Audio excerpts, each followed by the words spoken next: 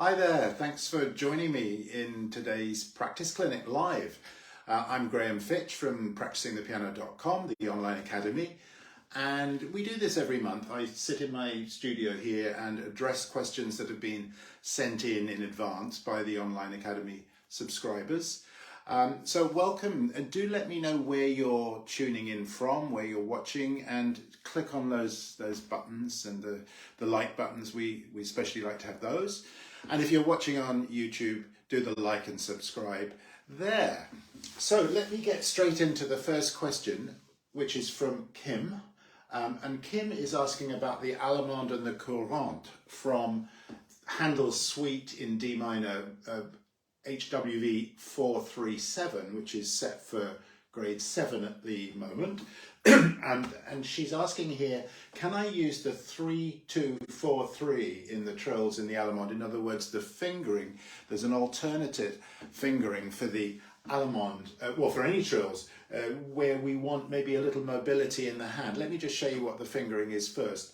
So instead of using 3-2-3-2 for the 4-note trill, which is perfectly fine, you can use 3-2-4-3, and there's nothing to stop you using other fingerings as well.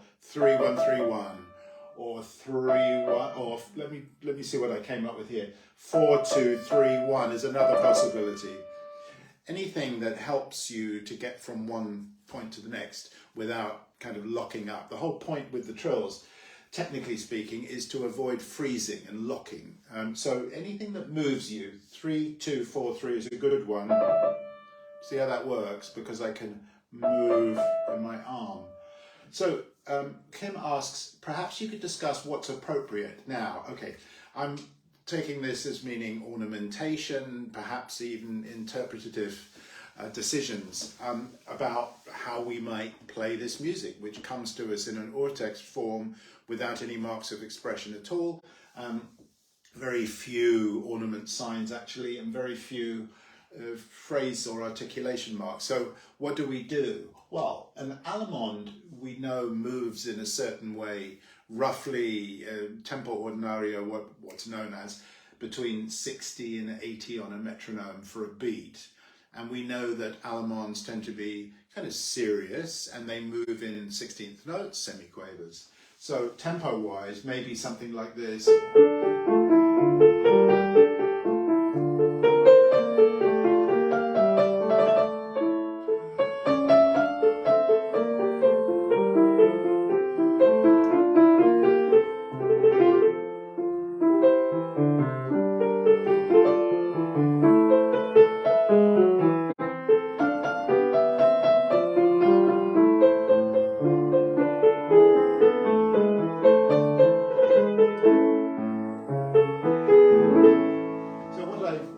Found there by way of ornamentation, a little bit. You have to do a little bit of something. It's very bland without, and you know, composers write the notes here and expect the performers to do something. It could be on the repeat. Some things you probably want to do even on the first time through. So what am I doing? Well, first of all, articulation in the left hand. It could be legato if you wanted, or just very slightly detached.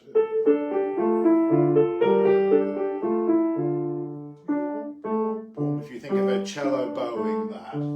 Now maybe a little bit more legato in the second bar, left hand. There's a principle here that when you've got stepwise notes, we can be more connected. When we've got jumpy notes, the disjunct movement, we can be a little less connected.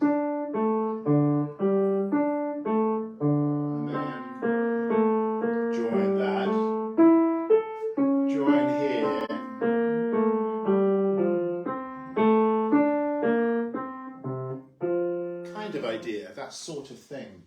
So if I look at the way to find expression, well, I noticed that the music is focused around the A at the beginning. Just stays in one spot, and then it moves up. So you want a little bit of an opening feeling there. And more there. Now I can't resist putting a trill in on the D, a right hand D. just making that a kind of high point, so far, high point. But even higher point, there.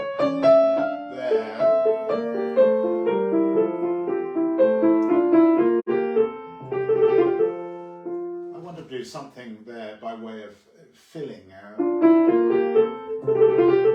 We could just put a trill there, perhaps with a termination. Touch-wise, in bar 3, I'm wanting it this very gluey. Kind of legatissimo in the hand there. Let me just show you slowly.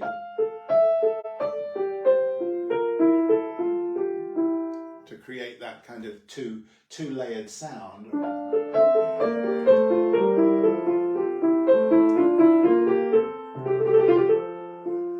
Now, when on the repeat, I could add a little bit. I could fill in some notes here and there, fill in some thirds, something like this.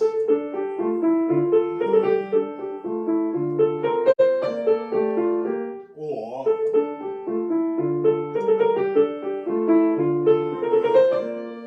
that kind of an idea. Going on, I'm looking now at bar 4. An ascending sequence. So when we've got an ascending sequence, the inclination is to make a crescendo through that. Let me just show you. The other thing we can do is spread the chords. The music's climbing to the high point. The F seems to be the high point. This F seems to be the high point that Handel's aiming for here. What am I doing? So just when I spread the chords, in the Baroque period, we want to hold on to the notes of the chord. This kind of an idea. So, what is that?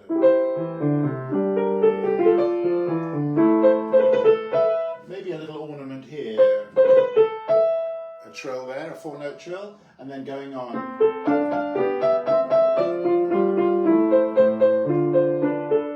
So I'm drawn to the syncopation there in the tenor voice.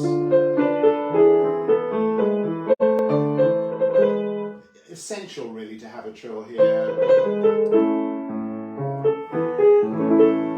And just spend a little moment on the dominant chord there. Handel's written a big juicy A major chord filled. So in other words, spend a little time there and just enjoy the number of notes you've got to play. Roll them a little bit. Since we did the second half of this Allemande in a previous practice clinic, I'm not going to spend too long on it now. Let me go on to the courante. Now, courante is more of a jumpy, kind of dancey piece.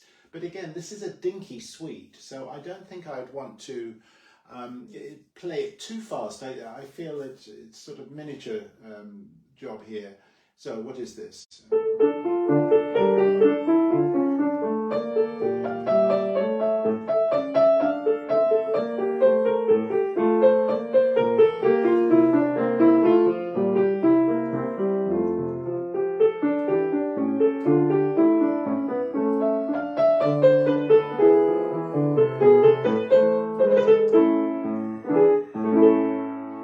There's so much to enjoy in this courante.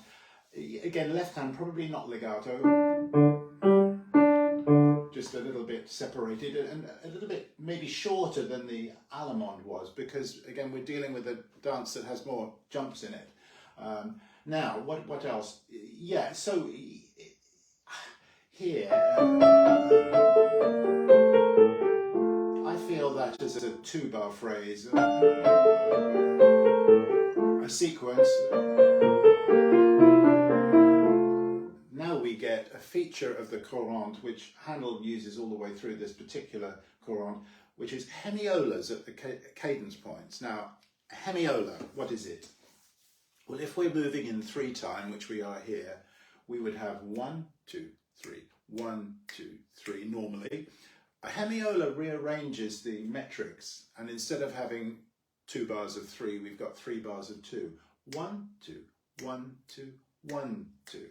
Now, we don't want to hit the listeners over the head with that, but we want to notice it. 2, 1, 2, 1, 2. And enjoy it ourselves when we get to that. So play with a little smile.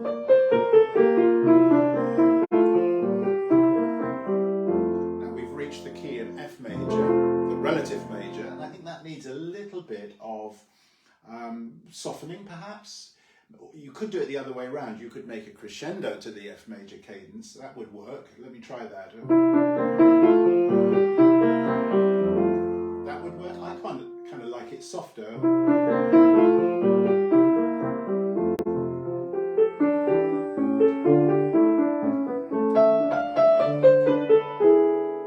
So for me, this phrase requires a little bit of generosity in the tone. So from the phrase before,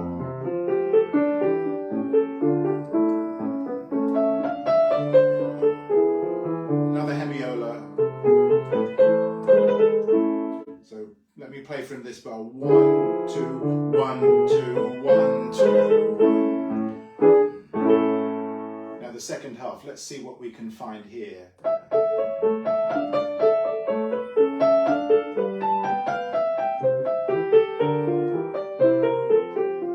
Too much right hand here. The right hand's not terribly interesting. Get ready for another hemiola.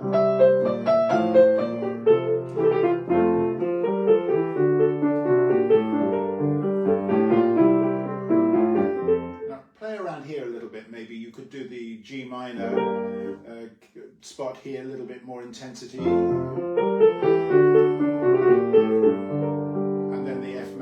Lighter, if you wanted to. I like to put an ornament or two maybe in here, an embellishment. You could put an appoggiatura here, and again spread the chord if you want. You could put it together. I don't think I'd do it the same way both phrases, maybe change it around a little bit.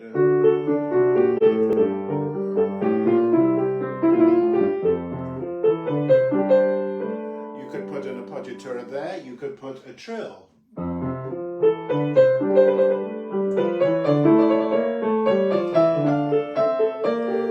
Climax. Here's another thing that we can enjoy as we're playing. I like these fifths. There's a fifth in the right hand, there's a fifth in the left hand.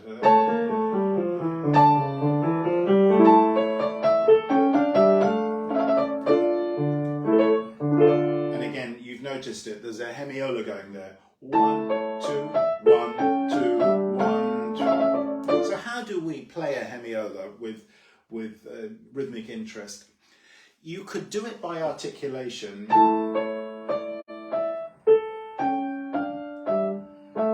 Break, maybe a little break in one hand and not the other. You could do it by accentuation, just subtly.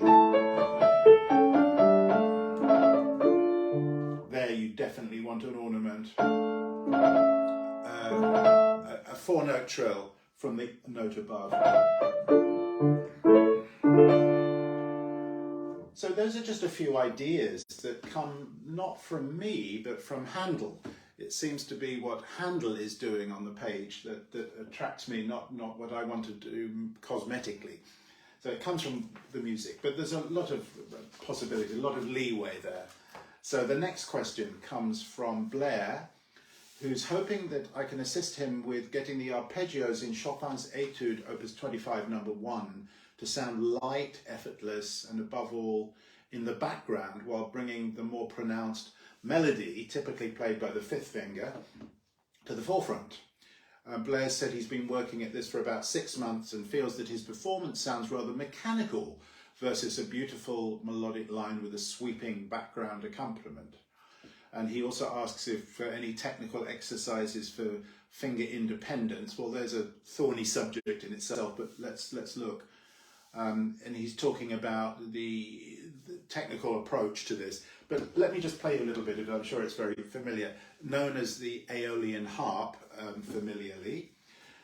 The idea here is that you've got a harp sitting in the wind, and the wind is blowing through the strings and creating this rather lovely effect.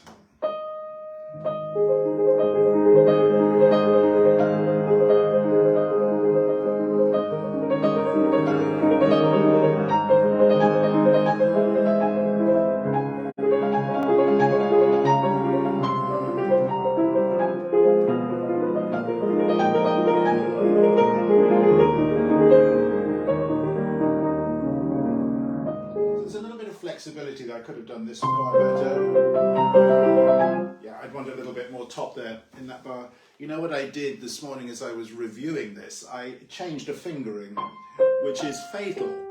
I always used to jump down to a 2, and I thought, why not just do a 5-1? And my system isn't used to that yet, so I would want in that bar a little bit more tops.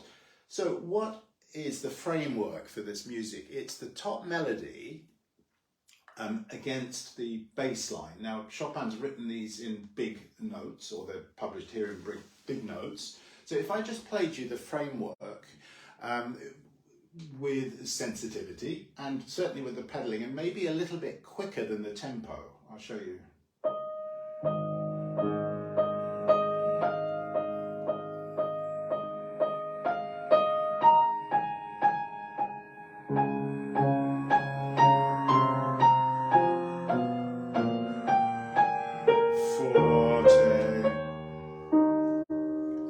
Generous there with my vocal singing quality there. So what does a singing quality entail? Well, forward backward direction. So I want a little bit of forward direction here. Forward, backwards, forwards, backwards. Just a little bit. Now open this. Beautiful harmony in that bow. You just want to relish those sounds, and just find a way of playing the repeated notes so that they move horizontally and not vertically downwards.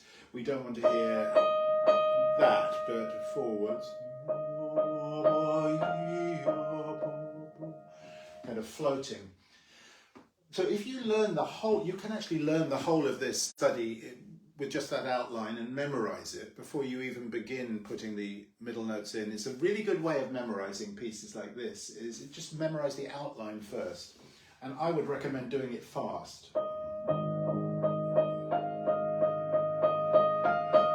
One bass note so far.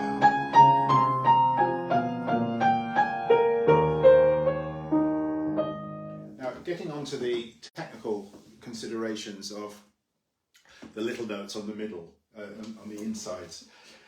We want to play them very lightly. Let me just do it for a moment without the pedal. Just to show you the sort of touch I'm using. So it's something a little firmer in my pinky, obviously, because that's the note we want to project. But inside, my fingers are dancing. It's like I've got fluttering fingertips. I'm not thinking of going down into the keyboard. I'm thinking of scratching or caressing or dusting, if you will. And so when we practice it, we want to avoid this sort of thing. That's not really going to serve us at all. So if we practice staccato, that's a very good way of sensing. Hold the pinky finger maybe a touch longer, but not too long, because we're not joining by hand, but we do want a little length, we want a little tenuto. So a staccato approach is very good. When we get quicker, we can do things like this. Let me take it from the middle of the bar. Show you without the pedal. I'm just playing from the pinky to the thumb. Now with the pedal.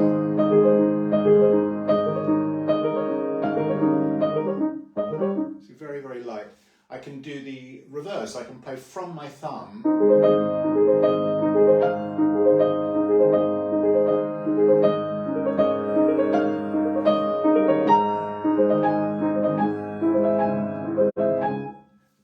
Scratching from thumb up to 5. That's a very good thing to do.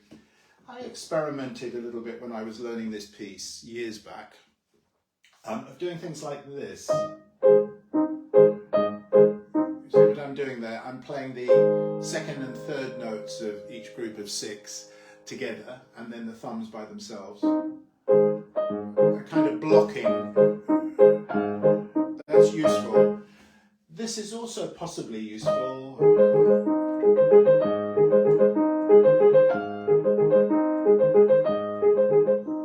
Kind of doubling up on the second and the third notes, and then the fifth and the sixth notes of each group, you could extend that idea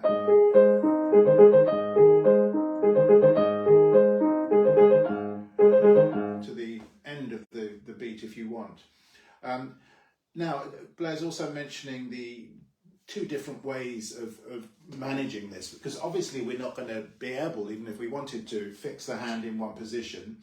We've got to move. Now, how do we move? Well, the simplest way of doing it is just to move laterally.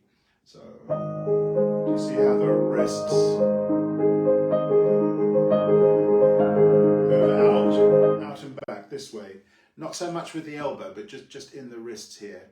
The other way of doing it is to use a wrist circle, what's known in the trade as a wrist circle, which means pulling up on the pinky, usually 99% of the time.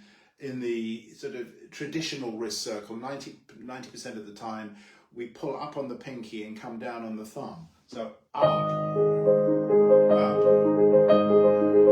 Now that upward motion generates propulsion back to the thumb.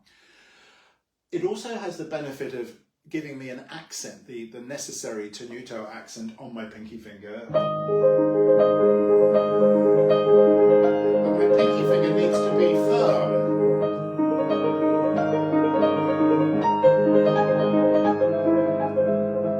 So you could experiment with one way of doing it and then the other way of doing it and see which one feels comfortable. Okay, that's the Chopin. Now, moving to the next question on Debussy, Emma is having some difficulty with a small section in Debussy's Clair De Lune. As soon as I read the question, I immediately knew which bit Emma was referring to, around bar 37.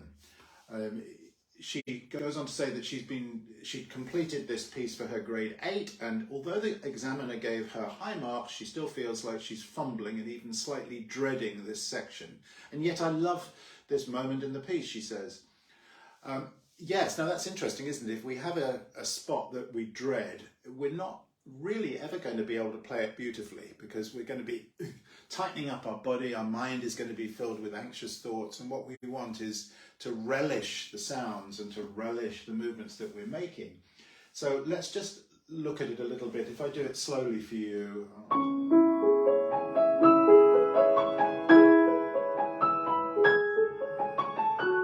mean, how gorgeous is that? So it does need a bit of organisation. So if I can show you a few things. Emma goes on to discuss the fingering that she's been using in the right hand. And no wonder you're getting into a jam with it, Emma, if you're using this fingering, 2, and then hopping. You can do that if you move freely from the second finger, the last note of the group, to the pinky, but probably a simpler fingering would just be to use the thumb again. 1, 2, 1, 5, 1, 3, 1, 5, and here as well. 1, 3, 1, 5, and that means that you can virtually connect it. You can connect everything.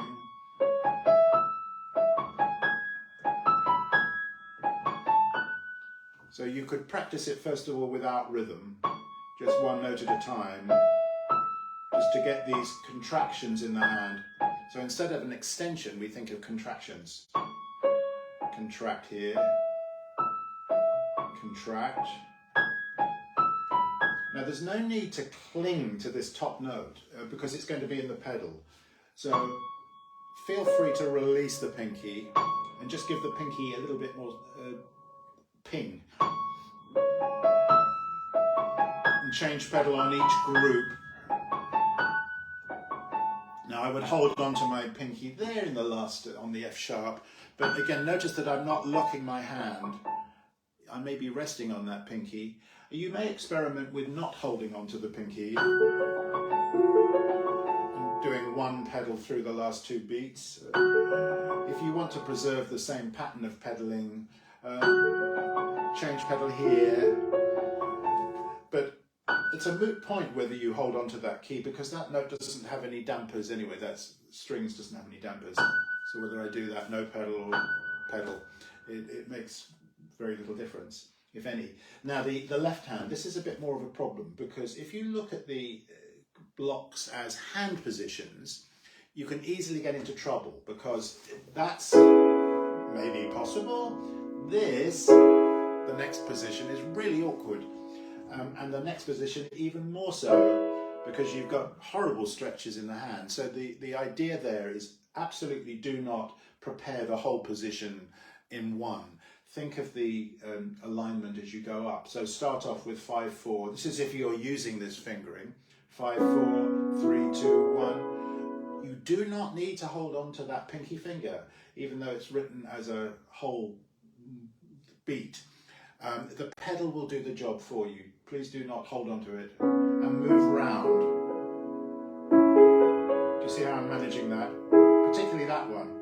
I probably want to be quite over to my left. And then using that same adjustment in the wrist that I was showing you in the Chopin Opus 25 number 1 Etude. Just move. So my thumb, it does not sit on its note when I play my pinky. I move to the note afterwards. There are other fingering possibilities. You could do this. I've experimented with this. 5-3, 2-1-2, and just pivot over the thumb. You could practice up and down. You can do that on each of them. 5-3, 2-1-2. It may solve a problem. Similarly here, you may do it for one of them and not the others. So fingering is very important here, that you get the right fingering for you. Pedaling, as I say, one pedal per beat, per dotted crotchet, dotted quarter beat. I think that covers your question there. And then Diana has a question about Edward MacDowell's gorgeous piece, the To a Wild Rose. Let me just get it here. To a Wild Rose, Opus 51, number 1. Let me just play you a bit of it. I'm sure you're familiar with it, but it's a very simple piece, but very beautiful.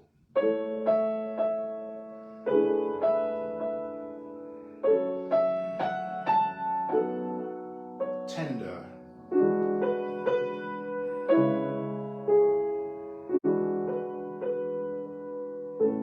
Change the colour. Pianissimo. Just float. Open. You can make a meal of that. One pedal per bar. Let me go on.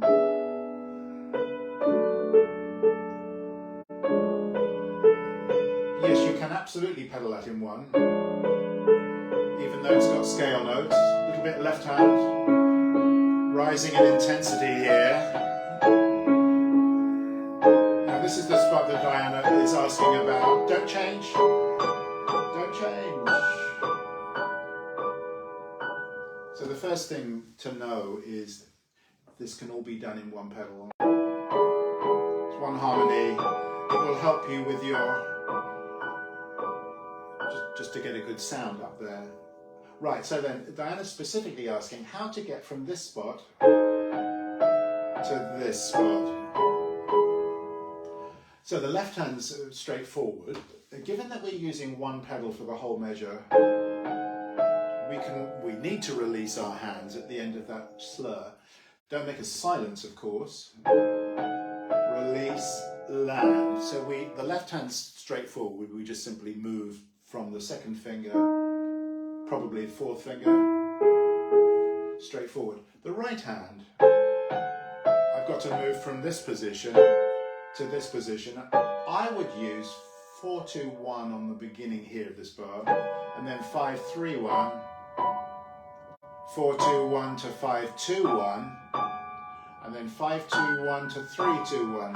And again, keep mobility in your hand there. Don't lock the hand. So if you're struggling to land, Diana, here, you can practice, I call this selective landing. And what it involves is, let me do it without the pedal for a minute. So I landed first of all on my top finger and then slotted in the other two fingers immediately after. Now let me land it on the middle finger. and slot in the outer fingers, and of course I can do that with the bottom note. Whoops, I meant to do it. Let me do that again. I can also land on, let's say, the outer fingers, now do in pairs. And fill in the middle one later. I can do it with the lower two. And the upper two, of course, as well. But the important thing is when you release the F sharp, be free in your hand. Don't carry any tension with you. Make sure you're not carrying tension.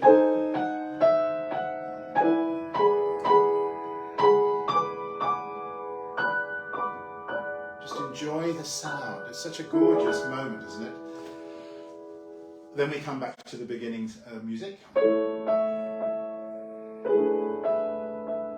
One thing to avoid here expressively is to kick the second of those E's. Don't do this. So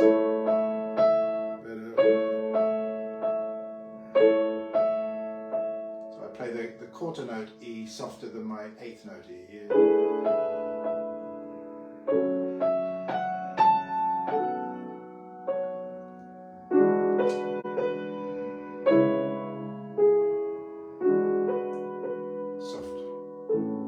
Here's the coda, and the second question Diana has is, do I have any suggestions for pedalling in bars 39 to 44 if one does not have a middle pedal on the piano? I think using the middle pedal, the sostenuto pedal, would cause more problems, more trouble than it's worth. MacDowell does something a little awkward here. If I play the left hand, that's straightforward enough. Hopefully you can manage the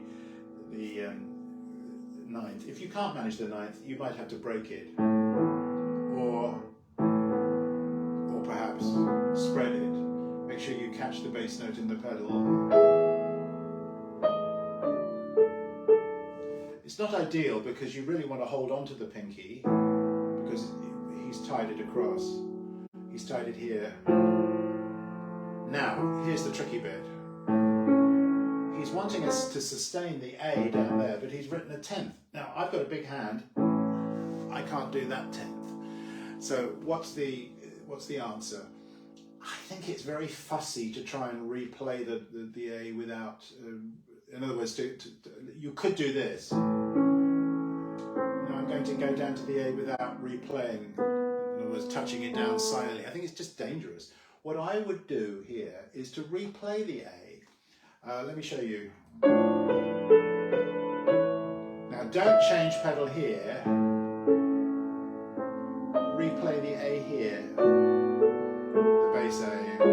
Then you can pedal by the quarter note there, if you don't like any kind of smearing down there. Let me go over that again. So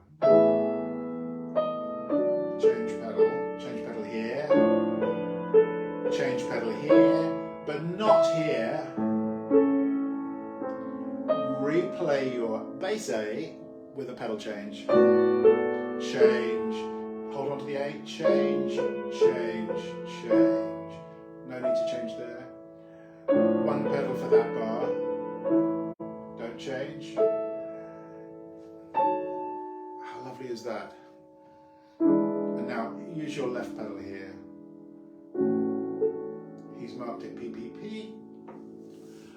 Not necessarily an invitation for the left pedal, but certainly very appropriate there if you want that kind of veiled sound at the end, which would work very well. So yes, you have to do a little bit of editing there, but any composer who's silly enough to write that sort of thing deserves to have people tampering with it a little bit. So those are all the questions I have. That's the clinic. So I hope that was useful to those of you who sent in the questions. Hope it was interesting to those of you who were watching it. Thank you so much for watching and for your questions, and I look forward to seeing you next month for the next